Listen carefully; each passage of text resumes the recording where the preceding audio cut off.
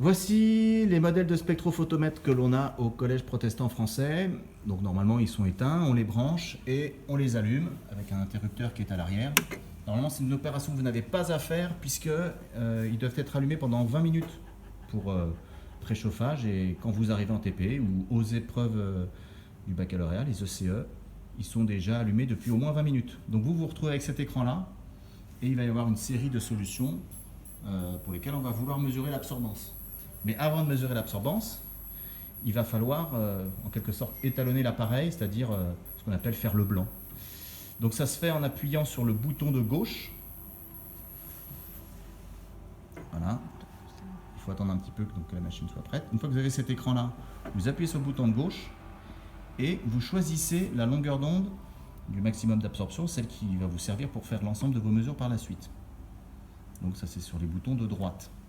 Plus, moins, ici on avait décidé de se mettre à 525 nanomètres pour faire les mesures.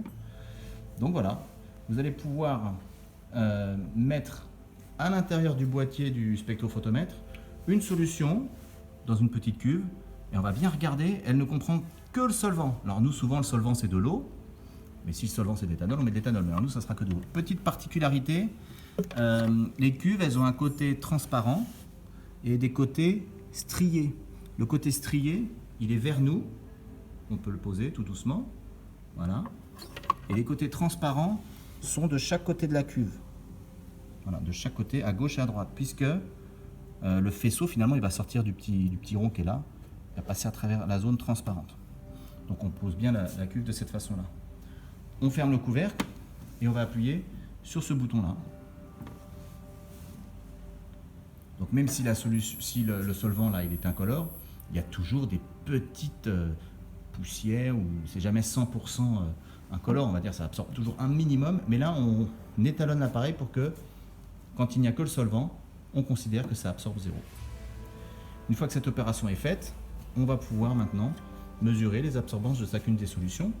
Donc dans ce tutoriel vidéo, on ne va pas mesurer toutes les solutions, on va pas mesurer l'absorbance de toutes les solutions, on en prend une avec encore une fois les stries vers nous et on va appuyer sur ce bouton là.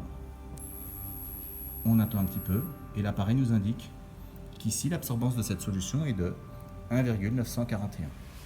Et on pourra répéter l'opération sur toutes les autres solutions. À chaque fois, une absorbance différente va nous être indiquée.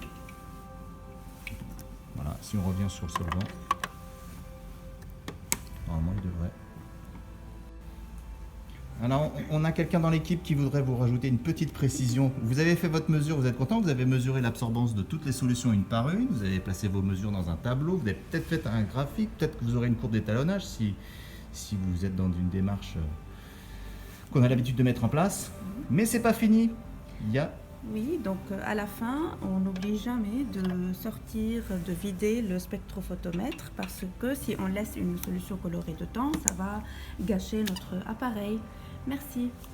Voilà, tout est évalué, et pendant les ECE et les TP, le rangement fait partie de l'activité, donc ça on ne l'oublie pas. Merci à tous.